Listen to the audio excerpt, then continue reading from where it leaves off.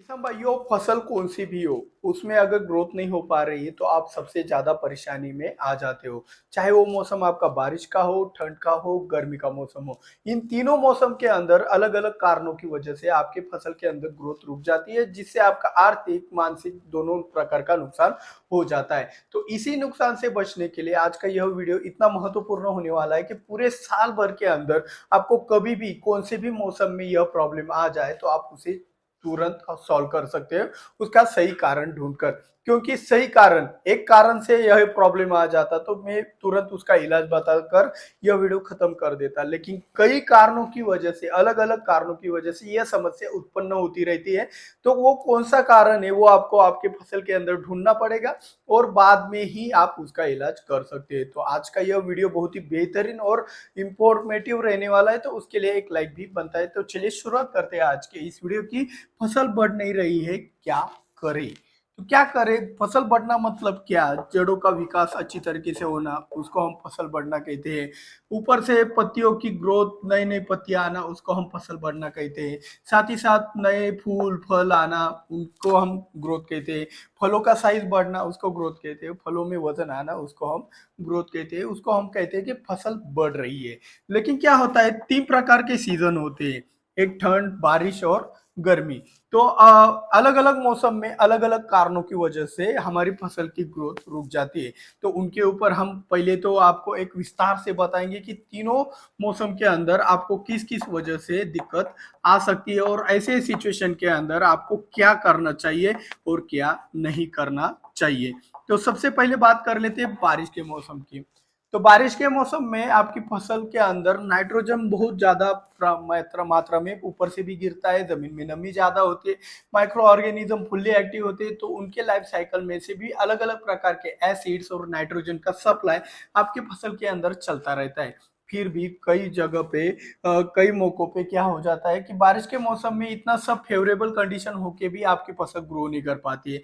तो उसके कारण अलग अलग प्रकार के हो सकते हैं। एक सबसे पहला कारण हो सकता है आपका गलत पीजीआर का इस्तेमाल करना, जैसे कि टिल्ट एक फंजीसाइड है, कल्टार एक फंजीसाइड है, लेकिन हम उसको एक पीजीआर के तौर पर फसल को लॉक करने के लिए इस्तेमाल करते हैं। तो ऐसे प्रकार के फंजीसाइड जो पीजीआर का भी कार्य करते हैं, उनका गलत इस्तेमाल कर दिए आप और फसल स्ट्रेस में, तनाव में चली गई, तो उसका विकास नहीं होता है। चमत्कार हो गया, लियोसिन हो गया, ये ग्रोथ रिटार्डेंट से, मतलब ये फसल के ग्रोथ को रुका देते हैं कुछ दिनों के लिए। तो अगर आप इसका इस्तेमाल करते हो फिर बोलते हो कि भाई फसल ग्रो नहीं कर रही है, तो कुछ दिनों के लिए आपको इंतजार करना पड़ेगा। लियोसिन में कम दिनों का इंतजार करना पड़ेगा, चमत्कार में ज्यादा दिनों का। और कल्टार भाई लॉक ही कर दिया है टिल जैसा, टिल से भी डेंजरस हो जाता है कल्टार कंदवर्गीय फसलों के लिए। ये बात आपको अच्छे से ध्यान में रखना है। तो गलत पीजीआर के इस्तेमाल के कारण भी अगर आपकी फसल के अंदर ग्रोथ रुकी हुई है, तो आपको इसका तोड़ निकालने के लिए आपको ऑक्सिन का या फिर जिब्रेलिन का इस्तेमाल करना पड़ेगा। ऑक्सिन या फिर जिब्रेलिन मतलब क्या? 6 बी हो गया, आई हो गया, इंडोल एसिड हो गया। तो इसी के साथ साथ जिब्रेलिन यानी कि जिब्रेलिक एसिड का, इन दोनों का मिक्सचर करके आपको फसल के अंदर डालना पड़ेगा, तब जाके इसका इलाज आपको मिल जाएगा। तो पहली समस्या पीजीआर के कारण। दूसरी समस्या क्या है? वाटर लॉगिंग कंडीशन के कारण, जिसके बारे में हमने बहुत विस्तार से जान लिया है। आपको क्या करना है, बारिश के मौसम में जो वाटर लॉगिंग कंडीशन हो जाती है आपके फसल के अंदर, उसके अंदर कुछ भी करके आपको यहाँ पे वापसा कंडीशन लाना है। खेत में से पानी निकाल दो, बेड का हाइट बढ़ लो, कोकोपीट का इस्तेमाल कर लो। ह्यूमिक एसिड फुल्विक एसिड से तो बनेगा ही बनेगा, कोई टेंशन नहीं। आप क्या करते हो, वाटर लॉगिंग कंडीशन हो गई, ह्यूमिक एसिड दे दिया, बॉस कोई टेंशन नहीं, अभी हमारे जड़ों का विकास बहुत ही अच्छी तरीके से हो जाएगा। तो ऐसा नहीं चलता है। सिर्फ ह्यूमिक एसिड फुलिक एसिड देने से नहीं चलेगा। आप ह्यूमिक एसिड फुलिक एसिड देने के लिए भी जो पानी दे रहे हो ना, उससे भी ज्यादा वाटर लॉगिंग कंडीशन बढ़ रहा है। तो वाटर मैनेजमेंट आपका सही होना बहुत जरूरी है। अगर ऐसा प्रॉब्लम आपको आता होगा तो भाई वाटर मैनेजमेंट से आपका आधा काम आसान हो जाता है। एक तो फंगस का इंफेक्शन नहीं लगता है, दूसरा वाटर मैनेजमेंट के कारण आपका जड़ों का विकास फ्री में हो जाता है, कोई भी ह्यूमिक फुलिक देना नहीं पड़ता है। तीसरी बात, आपके जड़ों का विकास अच्छी तरीके से हुआ और वाटर मैनेजमेंट सही तरीके से हुआ, तो सूक्ष्म जीव भी अच्छे से बढ़ जाते हैं। तो अलग अलग प्रकार के सूक्ष्म जीव, अलग अलग प्रकार के एसिड्स, न्यूट्रिएंट आपके फसल को सप्लाई करते रहते हैं। तो ये सब आधा काम, आपके फसल के अंदर 50% काम वाटर मैनेजमेंट ही सही कर देता है। खासकर वाटर मैनेजमेंट की बात करें तो बारिश के मौसम में, गर्मी के मौसम में और ठंड के मौसम में, तीनों मौसम में बहुत जरूरी चीज है वाटर मैनेजमेंट। तो अगर आपको इसके ऊपर डिटेल में वीडियो चाहिए तो नीचे कमेंट में सिर्फ वाटर कमेंट कीजिएगा, आपको डिटेल में वीडियो मिल जाएगा। जितने ज्यादा वाटर के कमेंट्स आएंगे उतना ही हम समझ पाएंगे कि भाई आपको भी जरूरत है वाटर मैनेजमेंट को अच्छे से सीखने की। तो उसमें एकदम डिटेल में गोता लगा लगा कर सिखाएंगे आपको।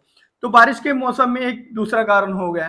तीसरा कारण नाइट्रोजन तो बहुत होता है, आपका वॉप्सा कंडीशन भी अच्छा है, पीजीआर का भी कोई दोष नहीं। तो यहाँ पे क्या होता है, हर्बिसाइड का स्ट्रेस हो जाता है। कई बार होता है ना, आपने बारिश के प्याज में आपने कोई हर्बिसाइड डाल दिया, गोल जैसा गोल टारगा डाल दिया, 15 दिन के लिए शॉक में जाता है। मक्का की फसल हो गई, टिंजर डाल दिया तो 10-12 दिनों के लिए शॉक में जाता है। तो कुछ हर्बिसाइड का इफेक्ट के कारण भी आपका फसल स्ट्रेस में जाता है। तो ये हर्बिसाइड का स्ट्रेस हो गया। कुछ केमिकल स्ट्रेस होता है, कुछ तिकड़मबाजी करके ज्यादा कॉम्बिनेशन बना लिया, गलत सलत कॉम्बिनेशन बना दिया, वो फसल में डाल दिया, केमिकल स्ट्रेस में चला गया।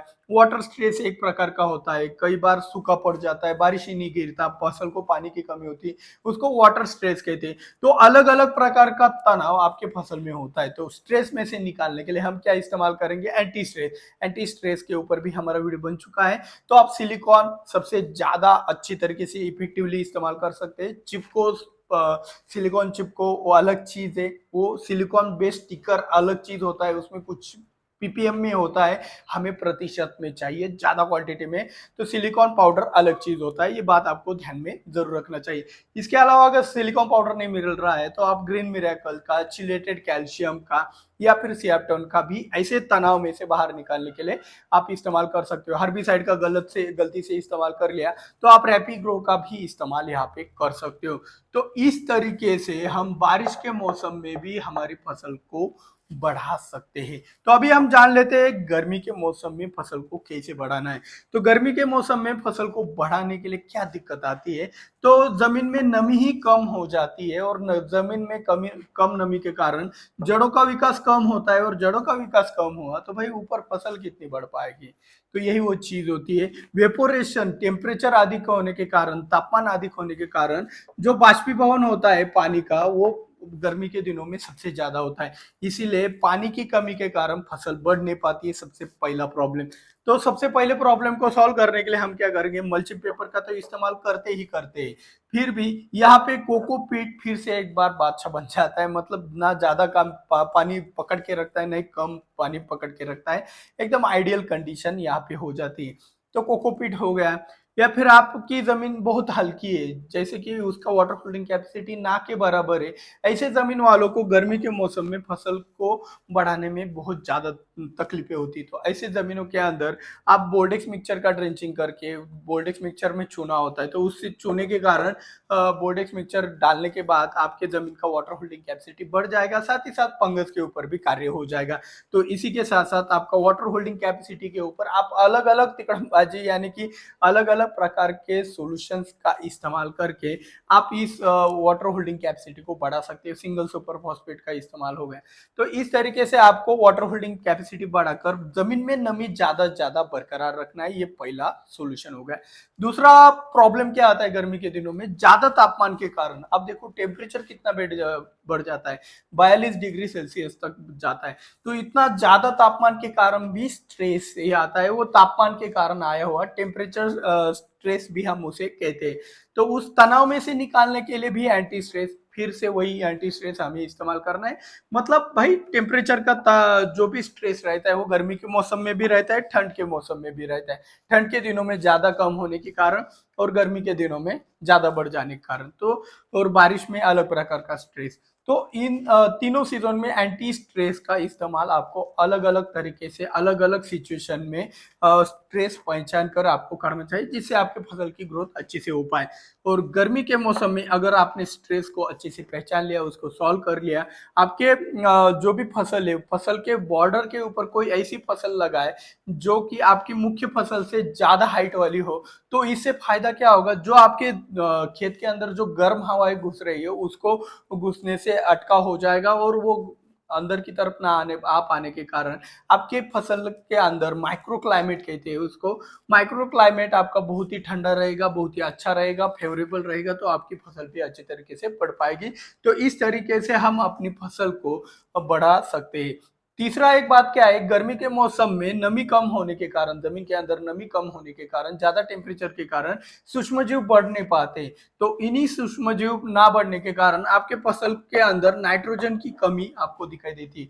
और इस नाइट्रोजन की कमी को अगर आपने पहचान लिया और नाइट्रोजन की सप्लाई कर दी, तो आपकी फसल फिर से बढ़ने लग जाती है। आपको एक बात पॉइंट नोट डाउन कर देना चाहता हूँ कि इसलिए आप आगे बड़ा बड़ा कर मत देखिएगा।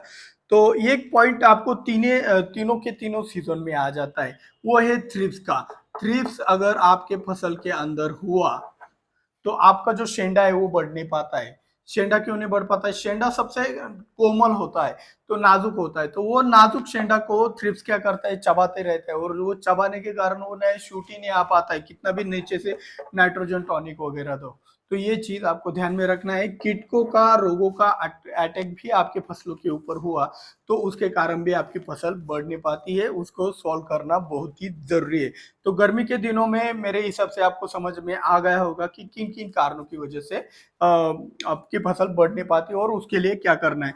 तो ठंड के दिनों के ऊपर आ जाते हैं। तो ठंड के दिनों के अंदर आपको एक बात ध्यान में रखना है कि ठंड के दिनों में टेम्परेचर कम होने के कारण वो तापमान का तनाव जाता है, तो उसके लिए एंटी स्ट्रेस, ये पॉइंट तो हमने कवर कर लिया।